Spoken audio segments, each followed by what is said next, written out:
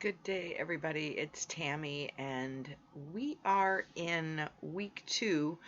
We're looking at the first chapter of the 7 Spiritual Laws of Success by Deepak Chopra, and we are looking at the law of pure potentiality.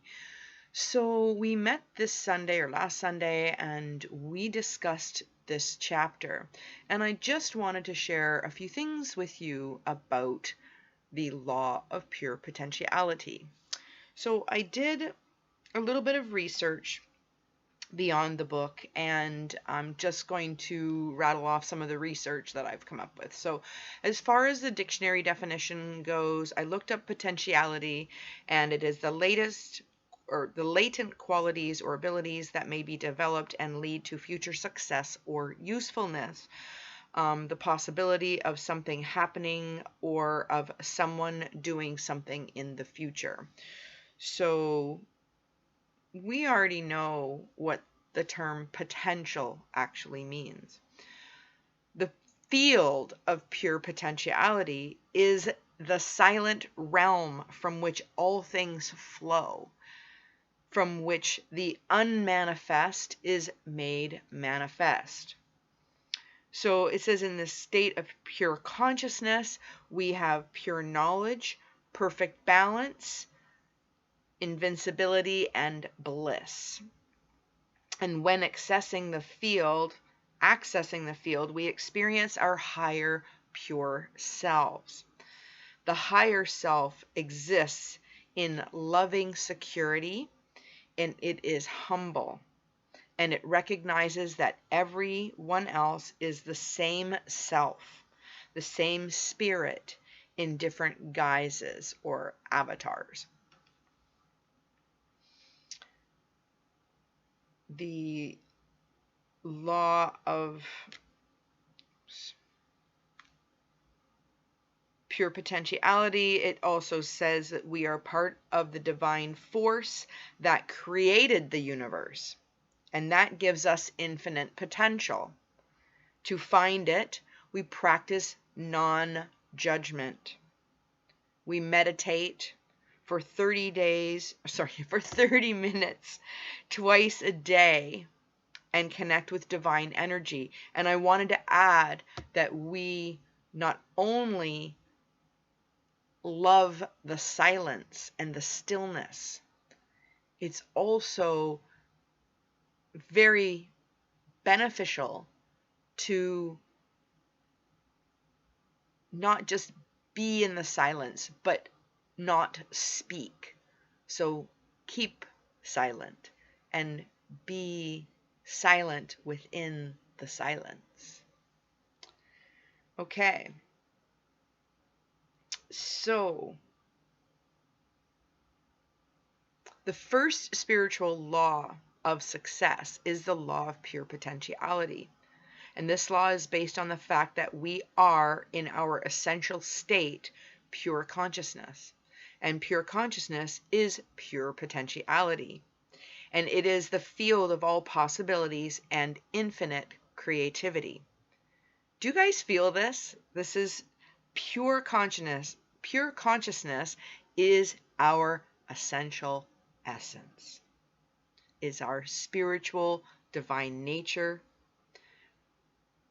We are beings that are infinite and unbounded, and we also naturally experience pure joy. Knowledge, pure knowledge, infinite silence, perfect balance, invincibility, simplicity, and bliss. This is our essential nature. Our essential nature is one of pure potentiality. When I read the attributes of consciousness being pure knowledge, infinite silence, perfect balance, invincibility, simplicity, and bliss, this reminds me of a video or an audio YouTube video. It's called Allah Ajaya Alaya. It's AJAI, or the ALAI, AJAI, it will reprogram DNA. It literally is a clearing statement, and it reminds you of your pure potentiality. It's beautiful. Please check that out. I liked this little poster, and it says, "You are pure potential." So, looking at the book here, I'm going to read off a few things. The source of all creation is pure consciousness, pure potentiality, seeking expression from the unmanifest to the manifest. And when we realize that our true self is one of pure potentiality, we align with the power that manifests everything in the universe. As I was taking notes, I will also share those.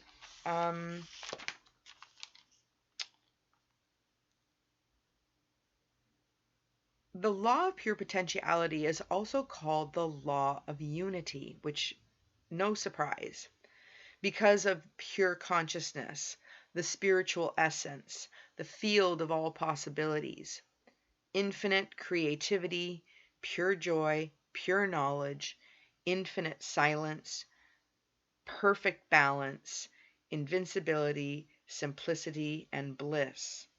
Your essential nature is knowing who you are. So your authentic self. Know thyself and your eternal possibilities. You have immeasurable potential.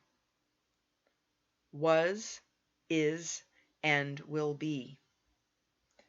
I'm just going to go ahead and read something on page 10 here that I highlighted. The law of pure potentiality could also be called the law of unity because underlying the infinite diversity of life is the unity of one all-pervasive spirit. It's beautiful. So we're always connected with this field of energy. The field of energy is pure potentiality. And pure potentiality is the self. And the closer you are to your authentic self or your true nature, the closer you are to this field of energy. There is an internal reference point, and that is the spirit within.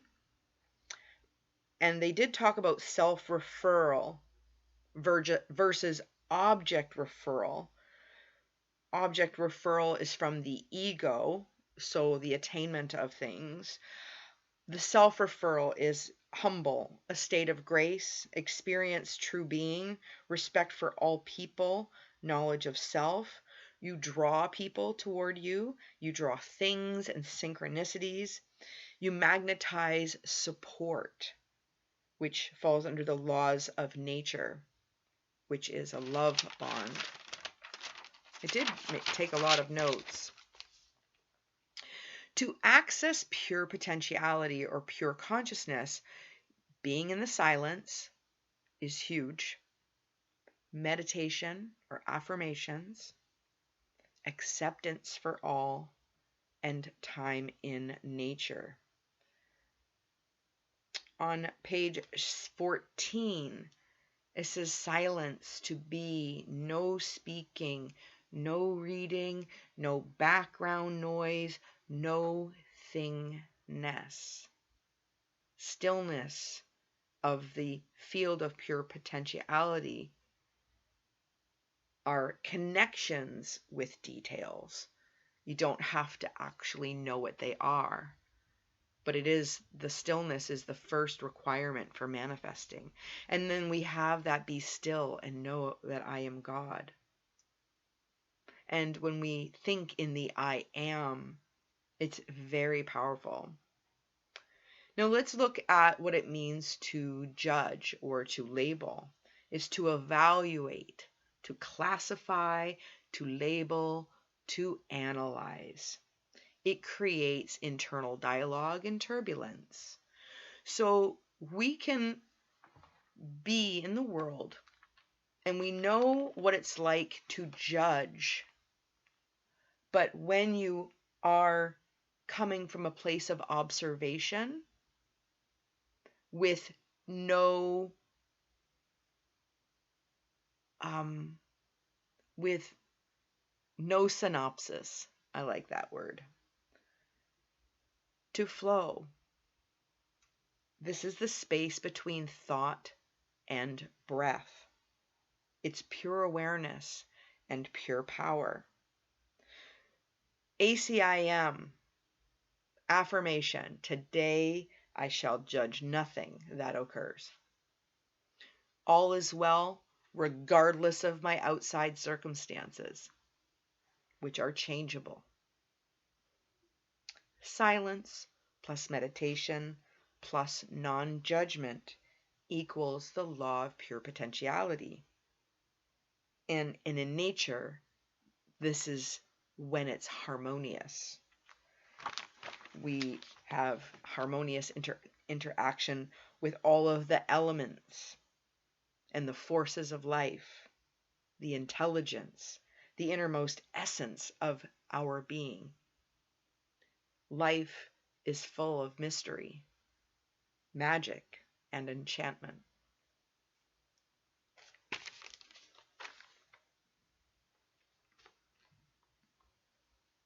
True essence, insight into the mirror of relationships, which is a reflection of the self. True healing is grounded in knowledge of the true self, understanding our innocence.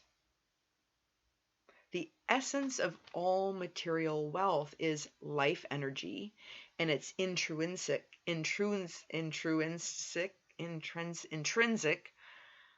nature of pure potentiality.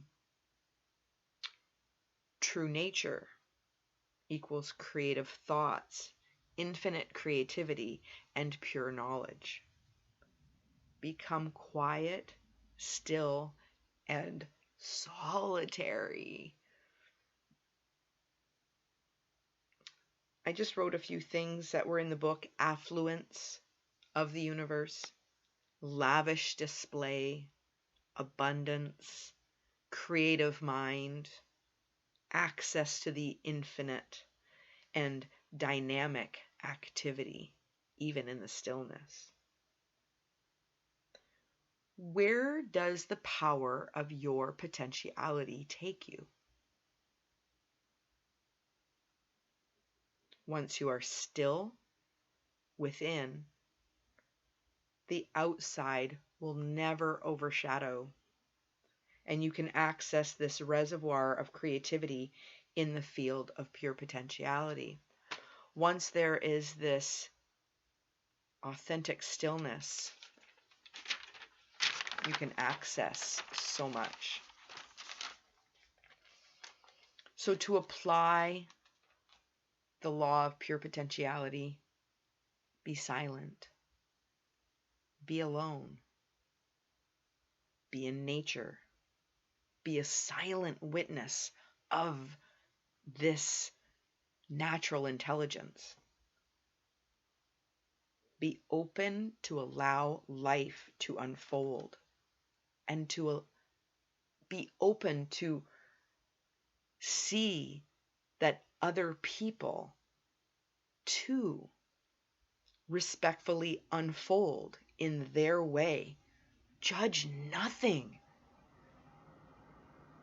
The question that I asked was, what is your authentic self guiding you to be?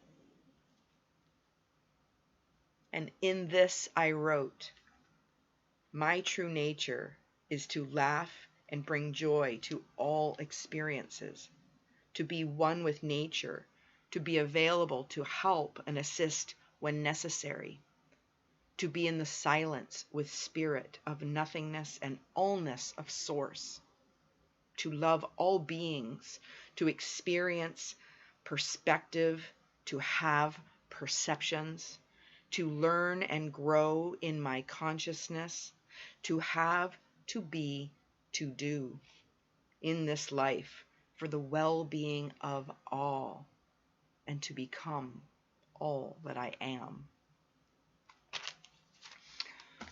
So this spiritual law of pure potentiality, I will complete with this message from the book on page 21.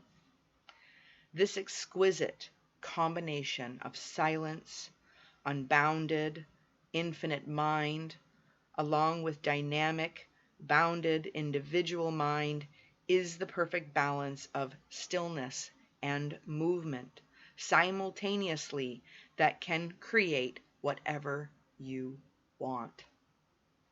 This world of energy is fluid, dynamic, resilient, ever-changing, and forever in motion.